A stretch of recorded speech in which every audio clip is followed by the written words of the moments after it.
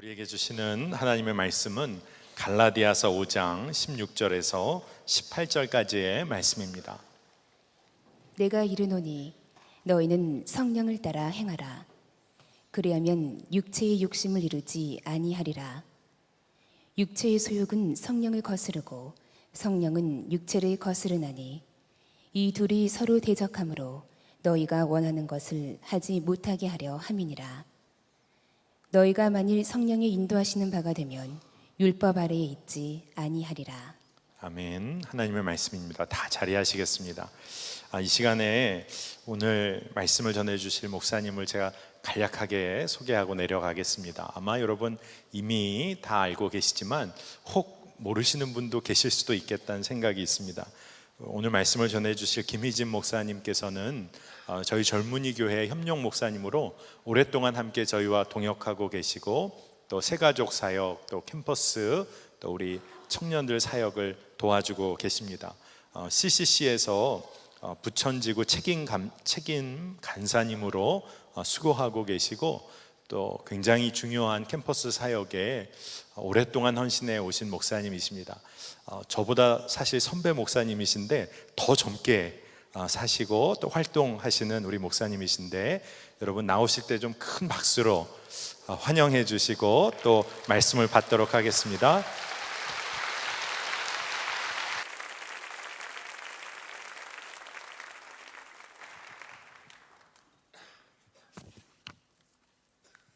감사합니다. 10군데 이렇게 자꾸 소개해 주시니까 몸둘 바를 모르겠습니다. 오늘 설교 제목이 뭐죠? 오늘 월드컵 보고 오신 분 계시죠? 이게 월드컵 버전입니다. 월드컵 버전.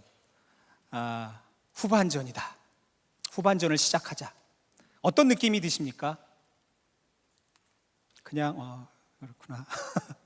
오늘 성경 봉독해 주신 자매가 굉장히 거룩하게 읽어주셔가지고 저는 좀 이렇게 업되게 읽어주셔야 되는데, 왜냐하면 사도 바울이 이렇게 홀리한 분위기 속에서 이 갈라디아서를 쓰신 게 아니거든요.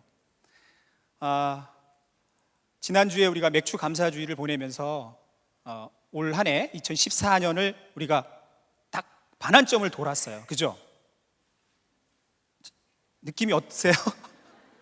어떤 분은 벌써 7월이네? 이렇게 생각하시는 분도 있고, 어떤 분은 아직도 7월이야? 뭐 이렇게 생각하시는 분도 계실지 모르겠어요. 저희 캠퍼스 사역을 하다 보니까 학생들 중에 첫 번째로 반응하는 친구가 있어요. 벌써 7월이야? 왜 이렇게 빨라? 누굴까요? 졸업하는 애들. 졸업생들이에요. 너무 두려워요. 시간이 왜 이렇게 빨리 가는지 모른다고. 또 이렇게 국가고시 준비하고 있는 친구들 그러죠. 근데 이렇게 겨우 7월이네. 이런 친구들은 누굴까요? 굉장히 어려운 가운데 있는 친구들이죠. 학점도 협조를 안 하고, 그죠? 관계도 좀 어렵고, 또 막 여러 가지로 난감한 상황 속에 있는 친구들일 것 같아요. 여러분들은 이 7월을 어떻게 맞고 또 시작하고 계십니까? 여러분들이 6개월 전에 성부 영신 예배 때 어쩌면 이 자리에 오셔서 하나님 2014년을 내가 이렇게 살겠습니다, 그렇게 기도하고 또 이렇게 작정하고, 그죠? 이렇게 메모도 좀 해보고 내가 영성일기도 좀 써야지, 그래서 이렇게 서점에서 너트도 사고 그랬는데 벌써 그게 어디 갔는지도 잘 모르는 분도 계실 것 같고, 또 어떤 분은 이렇게 차곡차곡 벌써 2권, 3권 이렇게 되신 분들도 계실 것 같아요. 오늘 제가 설교를 준비하면서 이 갈라디아서의 이 배경과 또 상황들을 여러분들이 이해하기 쉽도록 하는 해프닝이 저희 집안에 좀 있었어요. 그래서 제가 이거를 먼저 소개하고 시작하겠습니다. 지난 그 스승의 날 때 제가 기프트콘을 받았어요. 그래가지고 이걸 어떻게 써야 되나, 레스토랑 있거든요. 그래서 이제 평소에 못 가는 거 한번 가보자 그래가지고 제 딸아이하고 제가, 그리고 아내가 이제 처제하고 같이 이제 이렇게 오기로 하고, 저희는 이제 딸하고 같이 가서 이제 기다리고 있는데, 아내가 마침 그때 기도 모임이 좀 있었어요. 그래서 기도 모임 끝나고 이게 합류하는 건데 고속도로로 이렇게 들어오면서 여보 10분 후에 도착 뭐 그러잖아요 다들, 그죠? 그래서 그렇구나. 그래서 제가 딸아이하고 들어가서 자리를 잡고 기다리고 있었어요. 근데 10분이 지나고 15분이 지나도 안 오는 거예요. 그러니까 운전하고 오는 사람이 그 약속 시간에 안 오면 굉장히 불안하지 않습니까? 제가 전화를 좀 했어요. 그랬더니 전화를 또 안 받는 거예요. 야, 이게 무슨 일인가? 20분이 지나고 나서 한 30분쯤에 이제 둘이 이렇게 왔어요. 지쳐서. 그래서 무슨 일이 벌어졌냐 그랬더니 내비게이션에서 10분 안에 도착한다라고 하는 그 표지를 보고 IC를 딱 나왔는데 내비게이션에 길이 보이지 않는데 산이라고 표시됐는데 다른 차들은 막 가고 있는 거예요. 그런 경험 해보신 적 있으세요? 운전하신 분들은 알 거예요. 그러니까 이 처제차인데 내비게이션을 업데이트를 안 시킨 거야. 그래서 나와보니까 새 길이 뚫렸는데 자기 차에는 지금 산으로 가고 있는 거예요. 왜 운전해보면 그렇지 않습니까? 뒤에서 막 차들이 막 몰려오면 그 흐름을 따라가야 되지 서거나 뭐 도를 수도 없잖아요. 그런데 그 상황에 부딪힌 거예요. 내비게이션은 경로를 이탈하셨습니다. 경로를 이탈하셨습니다. 그러지 뒤에서는 빵빵거리지 자기는 가는데 내비게이션에 자기 차는 산을 막 오르고 있는 거예요. 산을 막 오르고 있는 거죠. 얼마나 당황했겠어요. 물론 이제 형제면 이렇게 표지를 보고 이렇게 대처를 할 텐데 자매들이니까 좀 힘들었던 거 봐요. 제가 그 이야기를 이렇게 메모에다 놓고서 이렇게 기억하고 있다가 이제 설교를 준비하면서 좀 나눴으면 좋겠다 생각이 들었습니다. 나는 잘 선택해서 가고 있는데 자꾸 들리는 소리는 경로를 이탈한 것 같아. 잘못된 선택인 것 같아. 그리고 나는 내 내비게이션에는 길이 보이지 않는데 사람들은 너무나도 자유롭게 가는 거예요. 오고 가고 있는 거예요. 사거리에서 어찌할 바를 모르는 그런 상황들은 아니었는지. 지금 이 갈라디아서 교회의 교인들이 그런 상황이었습니다. 뭔가 자기가 열심히 주님의 자녀로서 신앙생활을 시작하고 또 사도 바울과 바나바의 전도 여행을 통해서 복음을 듣고 이제 이방인에서 개종하고 신앙생활을 막 시작했는데 축구로 말하면 전반전도 끝나기 전에 혼란스러움이 왔어요. 사도 바울과 바나바가 이제 전도 여행을 위해서 다른 지역으로 이동하시고 나니까 그 뒤를 이어서 거짓 교사들이 그 교회 안에 들어오기 시작했어요. 와서 뭐라고 하냐면, 야, 너희들 진짜 그리스도인이 되려면 그렇게 하면 안 돼. 어떻게 믿음대로만 사냐. 모세오경을 펴가면서 여길 봐라. 할례도 받아야 되고 회당에 와서 제사도 지내야 되고 절기도 지켜야 된다. 혼란스럽게 됐습니다. 어떻게 해야 되지? 어떻게 해야 되지? 사도 바울은 그들을 향해서 5장 10절과 12절에 요동케 하는 자, 너희를 어지럽게 하는 자들이라고 표현하고 있어요. 오늘 축구 버전이니까 제가 얘기를 할게요. 형제들은 잘 알 것 같아요. 축구 경기 가보면 저도 지금 한 3-4번밖에 못 간 것 같아요. 근데 가보면 꼭 그런 사람들이 있더라고요. 막 이렇게 엿 던지면서 막 그런 거 요새 엿 막 던지면서 야, 그것도 못해. 야, 태클을 해야지. 거기서 쏴야지. 막 이러죠, 그죠? 그 응원단들이, 그죠? 막 욕도 하고 막 그러죠. 근데 그 소리에 선수들이 그 소리를 듣고 우왕좌왕하고 막 그러면 어떤 일이 벌어질까요? 그 선수일까요? 그러지 않겠죠, 그죠? 근데 지금 갈라디아 교인들이 그러고 있는 거예요. 사도 바울이 지금 듣기로는 갈라디아 교인들이 그러고 있는 거예요. 그러자 이제 하프타임 휘슬이 불렀어요. 전반전이 끝났어요. 이제 라커룸에 모였어요. 지금 여러분 이제 바울을 잘 생각해 보세요. 바울이 굉장히 업셋됐어요. 그래가지고 소매를 걷고 코가 이렇게 빠져서 이렇게 있는 친구들, 아마 5-0, 3-0으로 전반전을 진 것 같아요. 오늘도 졌다면서요? 브라질이 2-0으로 졌어요. 감독이 뭐라고 말할까, 그죠? 지금 갈라디아서가 그런 심정으로 사도 바울이 쓰는 거예요. 제가 또 이렇게 말했다고 이따가 셀 모임 가가지고 바울 사도도 감독이었어? 뭐 이러면 안 돼요. 어느 팀 감독이었어? 막 이렇게 하지 마시고요. 안타까운 심정으로 사도 바울이 갈라디아 교인들에게 이 서신을 보냅니다. 여러분, 경기 중에 보면 감독들의 그 작전을 여러분 이렇게 엿들을 수 있는 그 경기가 있어요. 농구하고 배구, 그죠? 근데 꼭 지는 팀들은 그 감독들이 뭐라고 하죠? 감독들이 뭐라고 해요? 야, 어깨 힘 좀 빼, 그러죠? 야, 왜 그래 니네들? 배운 대로 좀 해, 배운 대로, 그러죠? 그리고 자리 좀 지켜야지, 자리. 왜 우왕좌왕하는 거야? 항상 기본을 얘기해요. 지는 팀들은 감독들이 보면, 그죠? 그래서 오늘 그런 마음으로 어쩌면 여러분들이 지난 전반기를 좀 힘없게 보내고, 또 아까 제가 내비게이션, 우리 처제차의 내비게이션 사건을 얘기한 것처럼 막 우왕좌왕 갈팡질팡하는 어떤 그런 상황이 있었다면, 사도 바울이 오늘 이 갈라디아 이 서신을 통해서 우리에게 주시는 말씀을 한번 봤으면 좋겠는데요. 오늘은 좀 저희 학생들처럼 좀 같이 말씀을 보는 시간을 좀 가졌으면 좋겠어요. 그런 감정을 가지고 같이 한번 보겠어요. 그 바울이 굉장히 지금 막 흥분됐어요. 갈라디아서 3장 1절에서 5절입니다. 한번 읽어보겠습니다. 라커룸에서 지금 5대0으로 3대0으로 지고 들어왔어요. 우리 팀이 3대0으로 한번 진 적 있죠, 그죠? 이제 라커룸에서 이제 그 작전을 하는데 이야기를 합니다. 여러분들에게도 하는 말씀일 수도 있어요. 잘 듣고 또 그렇게 했으면 좋겠어요. 1절부터 7절까지 한번 7절 같이 읽을까요? 5절까지 읽겠죠. 5절까지. 5절. 7절은 너무 기니까 큰 목소리로 읽겠습니다. 시작. 어리석도다 갈라디아 사람들아, 예수 그리스도께서 십자가에 못 박히신 것이 너희 눈앞에 밝히 보이거늘 누가 너희를 꾀더냐? 내가 너희에게서만 다만 이것을 알려하노니 너희가 성령을 받은 것이 율법의 행위로냐 혹은 듣고 믿음으로냐? 너희가 이같이 어리석으냐? 성령으로 시작하였다가 이제는 육체로 마치겠느냐? 너희가 이같이 많은 괴로움을 헛되이 받았느냐? 과연 헛되냐? 너희에게 성령을 주시고 너희 가운데서 능력을 행하시는 이의 일이 율법의 행위에서냐 혹은 듣고 믿음에서냐? 3장 1절에서 5절 다 읽으셨죠? 제가 안 들려서 좀 그런데요.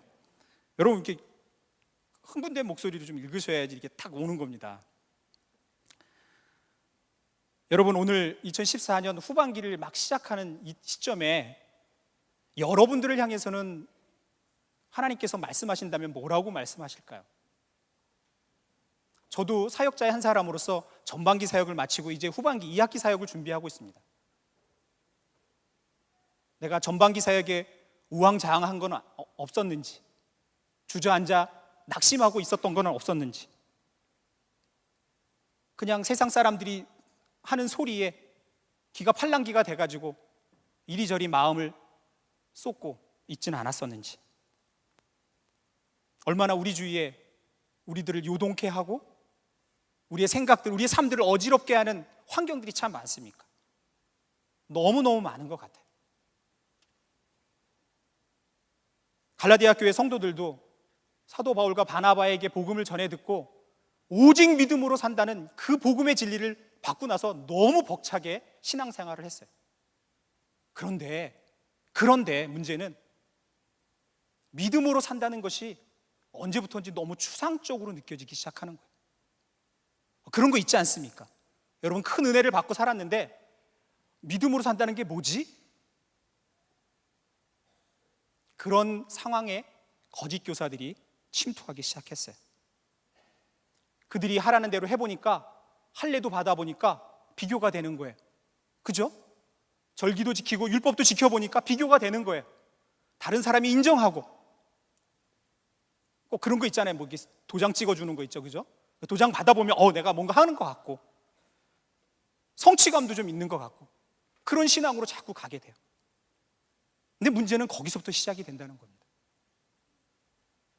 오직 믿음 안에서 은혜 가운데 거하는 신앙이 아니라 뭔가 비교하고 뭔가 남들하고 이렇게 보여주는 그런 신앙으로 치닫게 되면 언제부턴지 우리 안에 자유와 평강이 사라지게 돼요. 또 성도들 간에 비교하고 열등의식에 사로잡히니까 어때요? 자꾸 보이지 않는 갈등이 생겨요. 저도 사역자의 한 사람이기 때문에 여기서 자유로울 수가 없어요. 늘 돌아보고 점검해야 돼. 그래서 여러분들 이 갈라디아서가 6장밖에 안 되는 아주 짧은 장입니다. 그래서 1장부터 2장까지는 사도 바울이 자기가 어떻게 사도가 됐는지에 대한 근거를 다시 한번 점검해주고 3장과 4장에 대해서는 복음의 핵심에 대해서 얘기해 줍니다. 여러분들 다시 한번 꼭 읽어보시길 바라요. 그리고 나서 5장, 6장에서는 그러면 너희들이 어떻게 살아야 될 것이냐, 성도의 삶의 지침서를 줍니다. 그래서 여러분 사도 바울 서신을 보면 항상 후반절에, 전반절에서는 복음의 핵심을 얘기하고 후반절에 대해서는 어떻게 살아야 되는가에 대한 삶의 지침을 줍니다. 그래서 오늘 후반전을 시작하면서 이 5장, 6장에 사도 바울의 작전을 한번 들어보겠어요. 그걸 한번 점검해보는 시간을 갖겠습니다. 여러분, 사도 바울은 오늘 3장 같이 읽었잖아요. 굉장히 강하게 느껴지죠, 그죠? 굉장히 흥분되고 좀 이렇게 꾸짖는 것 같은 안타까운 마음도 있죠. 근데요, 야고보 사도는 더 강하게 돌직구를 내렸어요. 돌직구를 내린 게 아니라 돌직구를 던졌어요. 야고보서 2장 14절에 이렇게 말해요. 내 형제들아, 만일 사람이 믿음이 있노라 하고 행함이 없으면 무슨 유익이 있으리요? 18절에는 이렇게 말합니다. 행함이 없는 너의 믿음을 나에게 보이라, 이렇게 얘기합니다.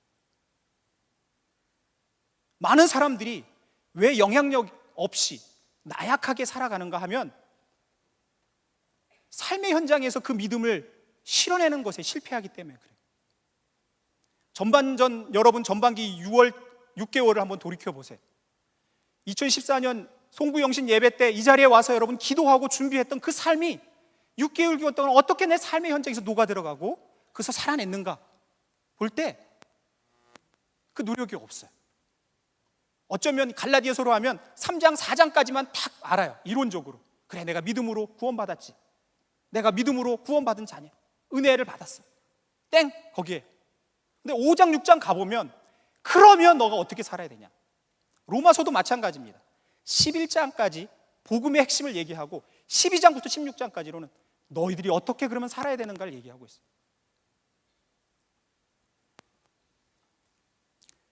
이렇게 바울은 후반전을 시작하면서 삶의 경기정에 나가려고 하는 성도들에게 아주 중요한 핵심을 얘기합니다. 오늘 기도하는 자매가 그렇게 기도했어요, 그죠? 5장 16절 말씀이죠. 너희는 성령을 따라 살아라, 그랬어요. 살아야 한다라고 강조해요, 그죠? 5장 25절에는 뭐라 그래요? 만일 우리가 성령으로 살면 또한 성령으로 행할지니, 그랬어요. 여러분, 성령 안에서 살아간다는 게 뭘까요? 이것도 너무 추상적으로 많은 사람들이 들어요. 여러분, 오늘 갈라디아서를 다 못 읽지만 나중에 한번 이렇게 다시 한번 천천히 읽어보세요.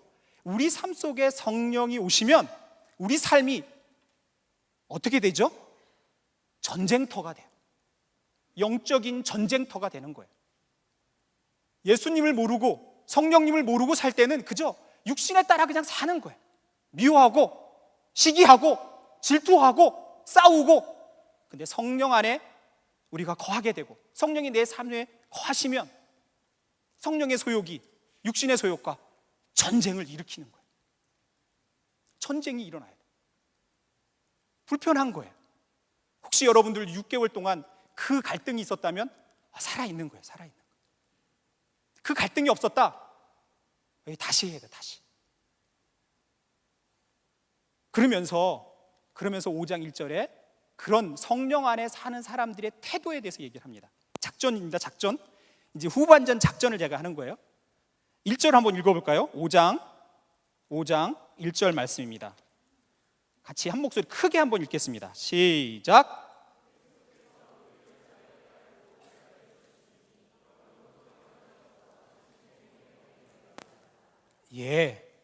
뭐라 그래요? 우리를 자유롭게 하기 위해서 자유를 주셨어요. 자유라는 단어를 2개를 쓰셨어요, 그죠? 그건 나중에 좀 얘기하겠는데요. 그리고 나서 뭐라 그래요? 행동 지침을 얘기하고 있어요. 굳건하게 서서라고 얘기하고 있어요. 여러분, 굳건하게 쓴다는 건 뭘까요? 군대 간 우리 소대장 형제가 간증도 하셨지만, 여러분, 이 서 있다는 거, 그죠? 방어진을 치고 버티는 거잖아요, 그죠? 의지를 들이는 거잖아요. 성령 안에 산다는 거는 뒤로 물러가지 않고 굳건하게 서 있는 거예요. 그저 물 흐르듯 바람 따라서 그냥 가는 게 아니라 굳건하게 서 있는 태도. 제가 사역의 현장 캠퍼스에 사역을 하는데요, 요새 뭐 젊은 친구들 다 그런 얘기 하잖아요. 너무 유약하다 뭐 그런 얘기 하잖아요. 정말 그런 것 같아요. 굳건하게 서서 이겨낼 힘이 없어요. 왜? 아까 내비게이션처럼 업그레이드 안 된 그 내비게이션의 소리 있잖아요. 경로를 이탈했습니다. 경로를 이탈했습니다. 그리고 나는 내 차는 막 산을 가고 있는 것 같아요. 다른 사람들은 막 그 새로운 길로 막 가는데 이겨낼 힘이 없어요. 이겨낼 힘이 없어요. 사도 바울은 이 5장과 6장에 안에서 굳건하게 살아가야 할 근거에 대해서, 어떻게 굳건하게 이 믿음을 지키며 살아야 될지에 대해서 얘기해 주고 있어요. 같이, 아마 여러분 너무나도 잘 아는 건데 같이 나눴으면 좋겠어요. 첫 번째 행동 기준입니다. 어떻게 굳건하게 있어야 되냐? 은혜 안에 굳건하게 서 있는 겁니다. 은혜 안에. 그리스도인이 되는 첫 출발은 예수 그리스도의 십자가의 은혜를 깨닫고 그 축복을 경험하는 사람들이, 그런 성도들이 세상의 유혹과 핍박을 이겨낼 수 있는 거예요. 그런데 문제는 갈라디아 교인들이 아까 3장 봤잖아요. 그들이 복음 안에 그것을 경험했음에도 불구하고 너무 쉽게 포기하고 율법으로 돌아가는 거예요. 1장 6절에 사도 바울이 이렇게 합니다. 제가 읽을게요. 그리스도의 은혜로 너희를 부르신 이를 이같이 속히 떠나 다른 복음을 따르는 것을 내가 이상하게 여기노라. 여러분, 바울의 심정을 알겠죠? 그죠? 지금 후반전 시작하기 전에 라커룸에서 코가 빠져있는 그들에게 그런 얘기합니다. 너희들이 어떻게 그 은혜를 그렇게 쉽게 포기할 수 있냐? 톤을 높여서 얘기해야 돼요. 막 제가 침을 막 튀는데 막 이렇게 해야 돼요. 제가 어린 시절에 사춘기 시절에 주님의 그 복음을 듣고 거듭났는데요, 그 전까지는 제가 이렇게 썬데이 크리스찬이었어요. 교회도 얼마나 열심히 다녔는지 몰라요.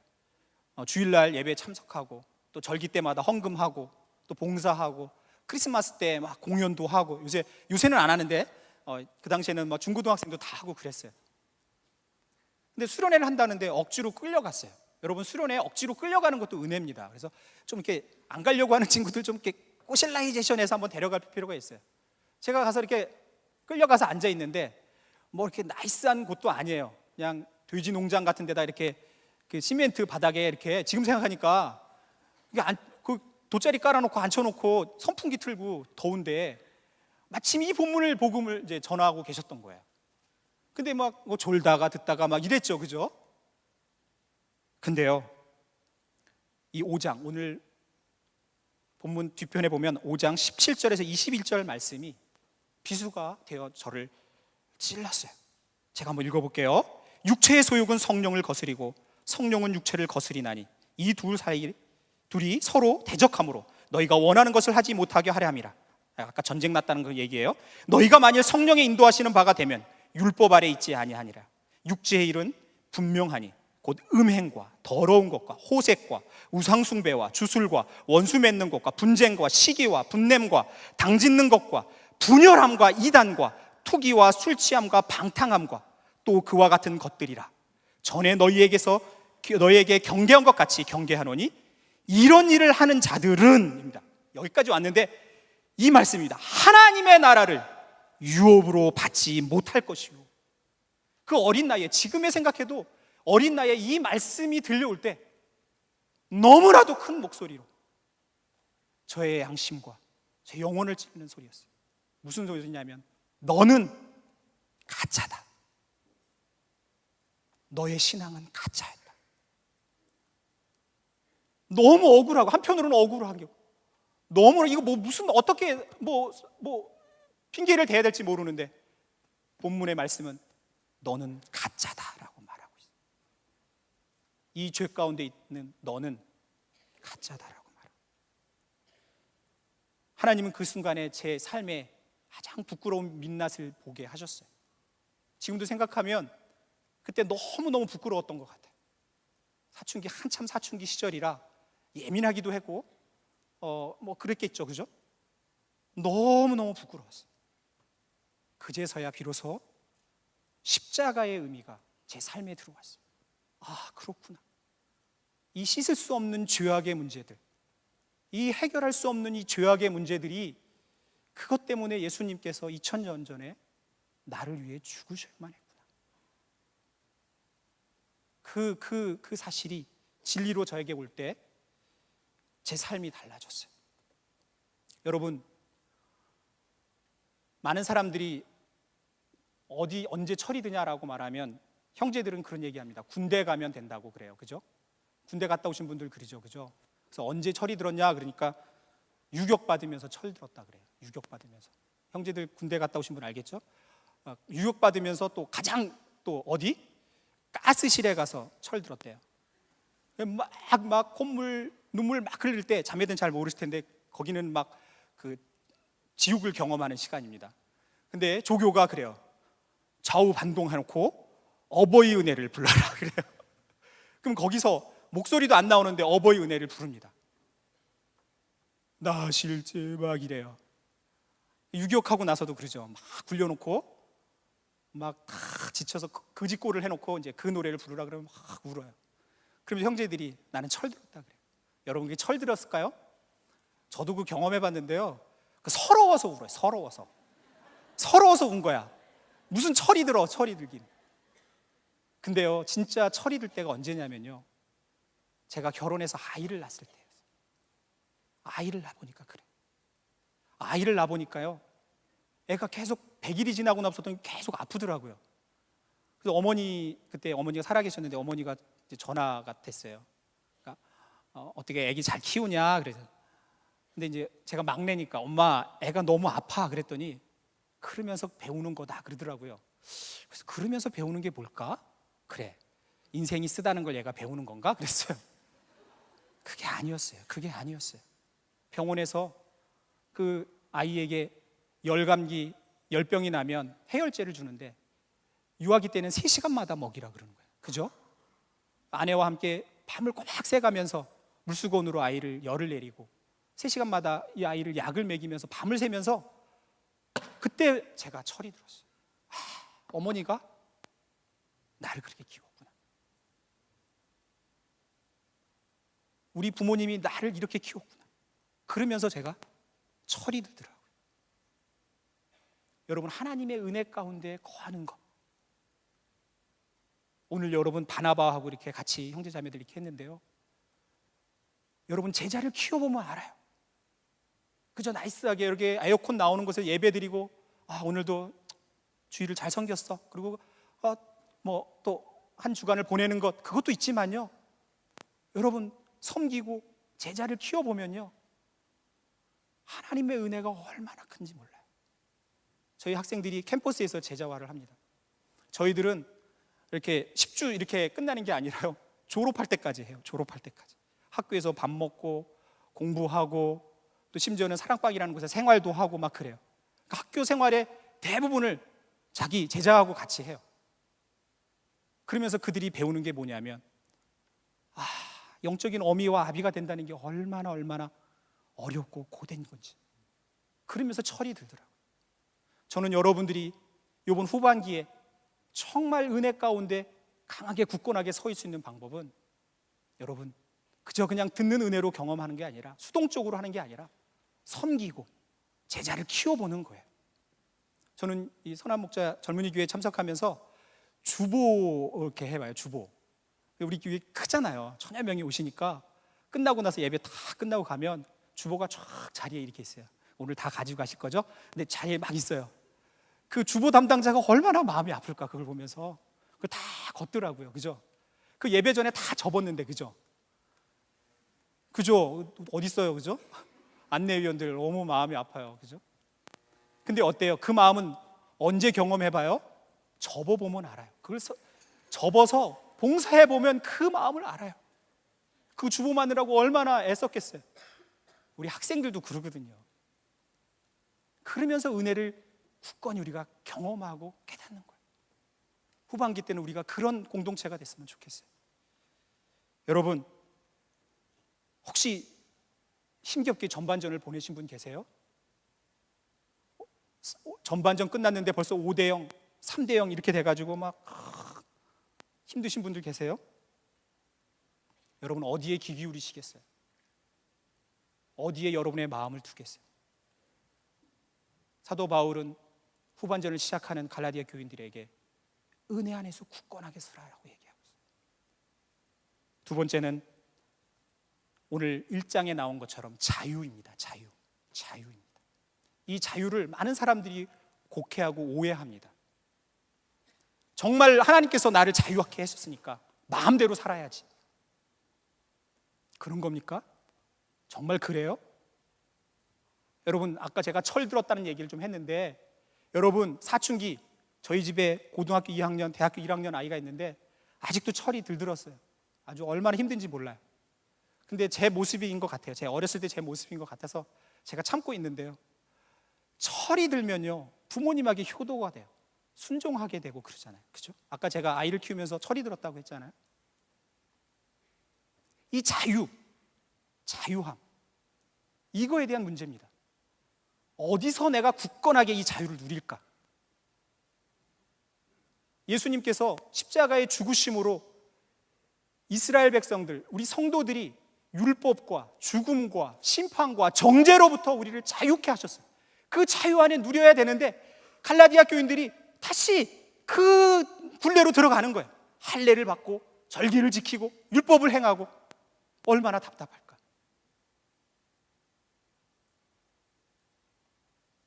(2014년을) 살고 있는 우리들에게는 또 어떤가요? 우리 학생들은 그래요. 야, 캠퍼스에서 예수님 믿고 우리 훈련 받으며 살자 그러면은 친구들이 그래요. 아, 간사님 싫어요. 아, 캠퍼스까지 와가지고 왜 신앙생활 해요? 아, 피곤합니다. 아니, 주일날만 하는 것도 충분합니다. 내 삶이 넘치나이다. 막 이렇게 얘기해요. 물론 교회에서 열심히 하는 친구 진짜 있습니다. 그런데 제가 사역 현장에서 20여 년 넘게 이렇게 사역해 보면요, 정말 캠퍼스에서 그가 정말 거룩하고 경건하게 살까? 절대로 그렇지 않아요. 너무 쉽게 타협하고 아닌 것처럼 살고, 주일날 한번 오면 여기서 이렇게 내가 봉사하고 가면 되는 거예요. 그 친구는 자유를 잃어버린 거예요. 자유를 잘못 오해한 거예요. 갈라디아 교인들도 그랬어요. 아까 제가 간증하면서 들었던 제가 구원받을 때 들었던 이 말씀, 그 육체의 소욕에 대한 얘기도 있지만 이들은 반대로 너무 율법적으로 간 거예요. 할례를 받고 절기를 지키고. 그러다 보니까 자꾸 남들이 인정해주는 신앙생활에 젖어버려요. 교회 생활하다 보면, 신앙생활 하다 보면 그게 굉장히 중요해요. 저도 사역자로서 그런 게 있어요. 아, 김희진 목사, 김희진 간사 사역 잘하나? 부천 책임인데 잘하고 있나? 그 소리가 자꾸 더 크게 들려요. 이번엔 여름 수련회는 몇 명이 갔지? 설교는 잘하나? 그런 소리 자꾸 들려요. 다른 사람에게 비교하고, 그죠? 정말 그래요.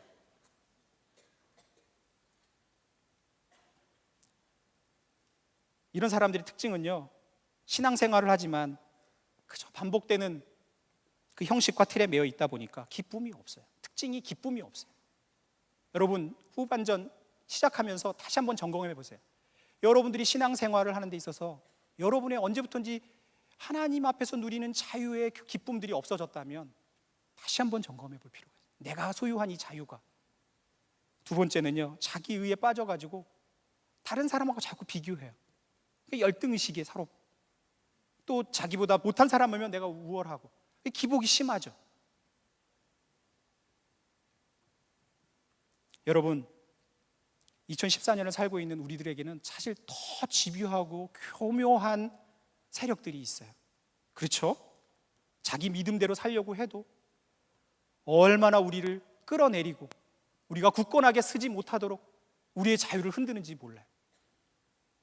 여러분 지금 청문회 하잖아요. 부끄러운 민낯을 사람들이 드러나니까 뭐라 그러냐면 관행이었습니다. 그것은 관행이었습니다. 그래요. 근데 거기서 자유로울 사람이 어딨냐 말이죠. 거기서 자유로울 사람이 어디 있어요? 근데 그 자리에 오면 관행이라는 말을 하면서 넘어가려고 해요. 많은 사람들이 그래요. 예수님 믿으면 자유를 잃어버렸어요. 예수를 믿으면 나 너무 불행한 것 같아. 그런 얘기를 많이 해요. 그런가요? 여기서 자유는 주님의 뜻을 따르고 거룩하게 사는 삶에 대한 자유를 말하고 있어요. 진짜 자유를 누리는 사람은요, 하나님의 뜻을 따라 살아가는 삶에 대한 기쁨을 누릴 줄 아는 사람이에요.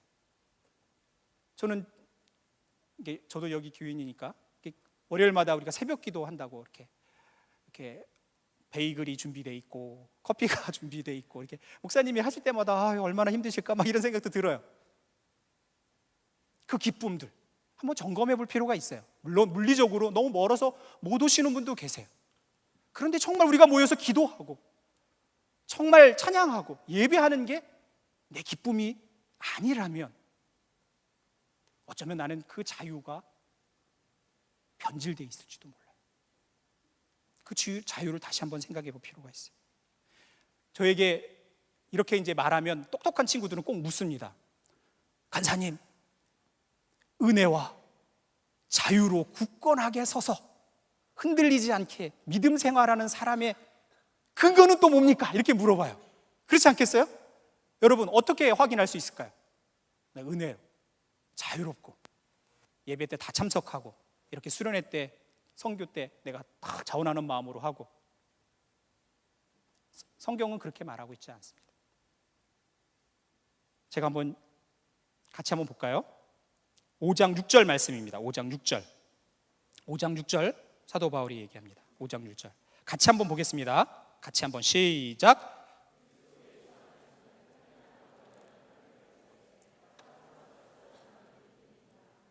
13절 14절 같이 읽겠습니다. 시작.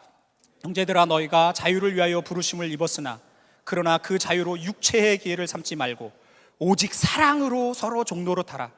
온 율법은 내 이웃 사랑하기를 내 자신같이 하라 하신 한 말씀에서 이루어졌나니 라고 말합니다.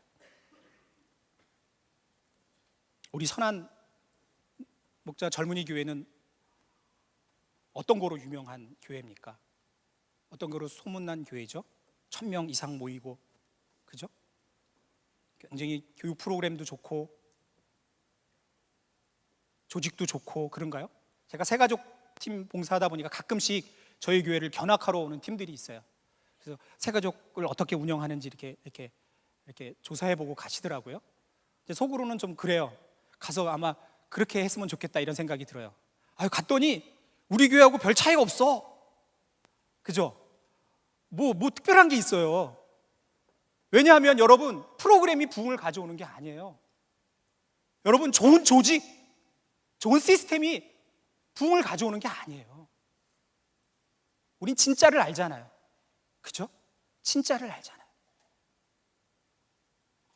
사랑의 종로를 쓰라는 거예요.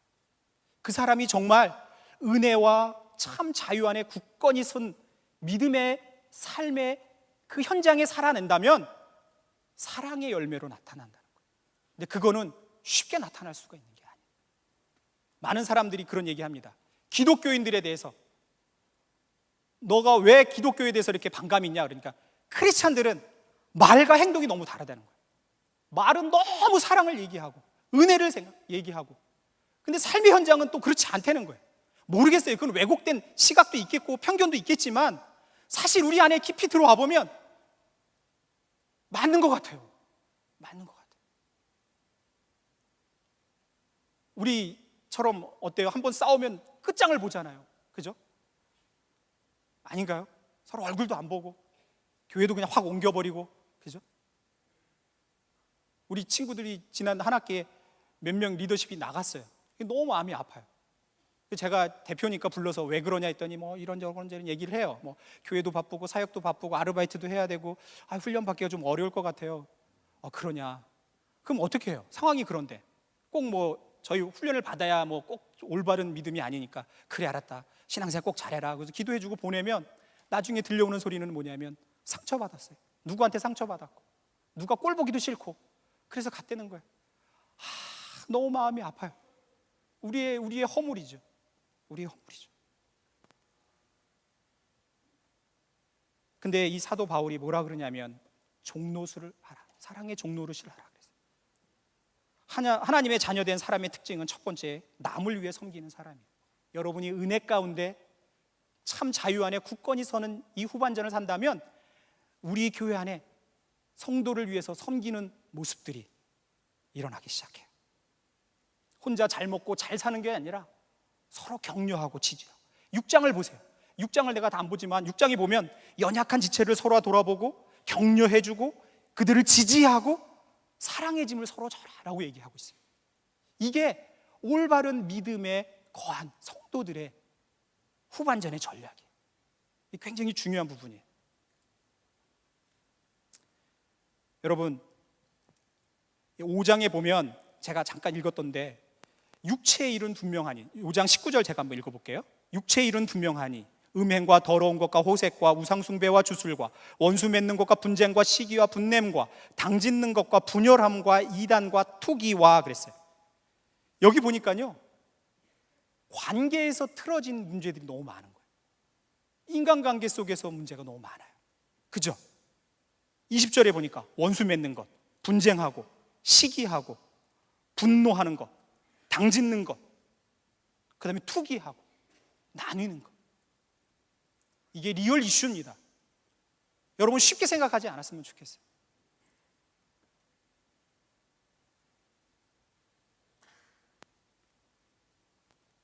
성령 안에서 사랑의 열매를 맺지 못하고 사는 사람들의 가장 첫 번째 특징은 뭐냐면 관계에 대한 문제입니다.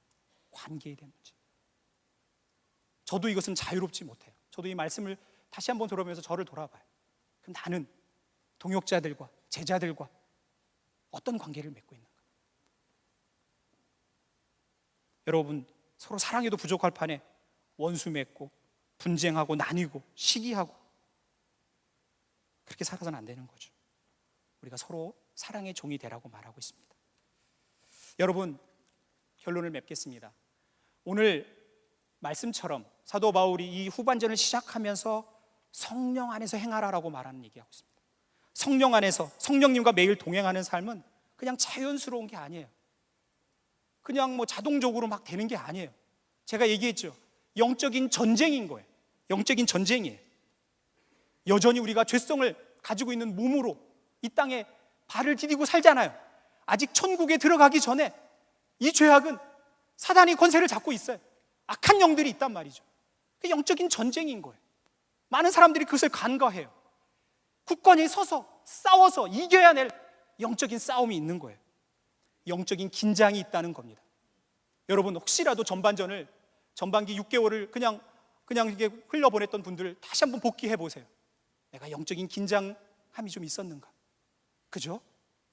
왜 목사님들이, 셀 리더들이, 팀장들이 같이 모여서 기도하자고 할까?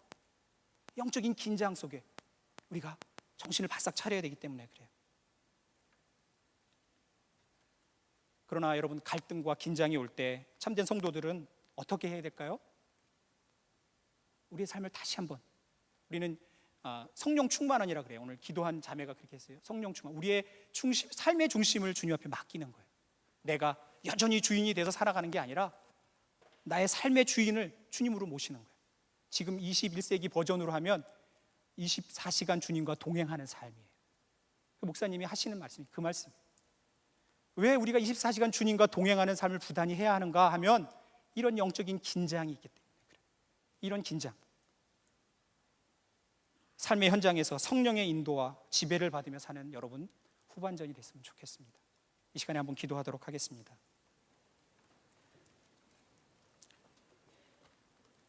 여러분, 벌써 2014년 후반전 휘슬이 울린 지 13일이나 벌써 지나버렸어요.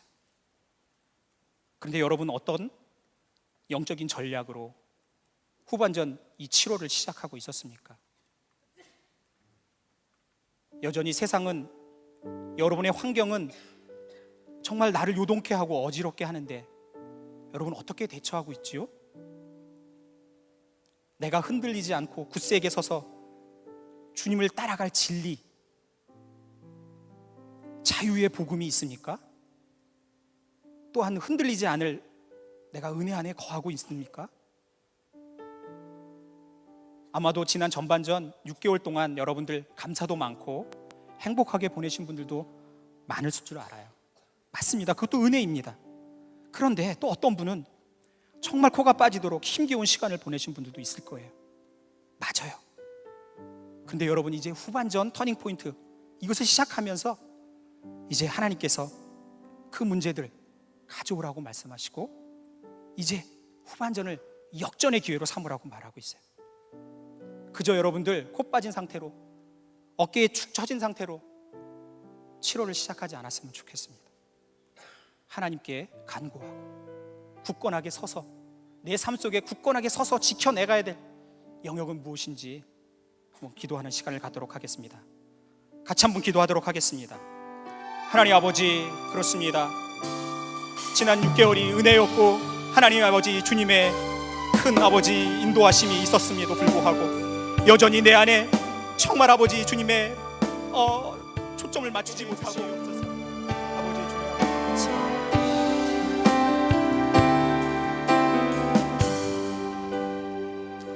하나님 아버지, 지난 6개월 동안 우리들의 선한 목자 되어주심을 감사드립니다.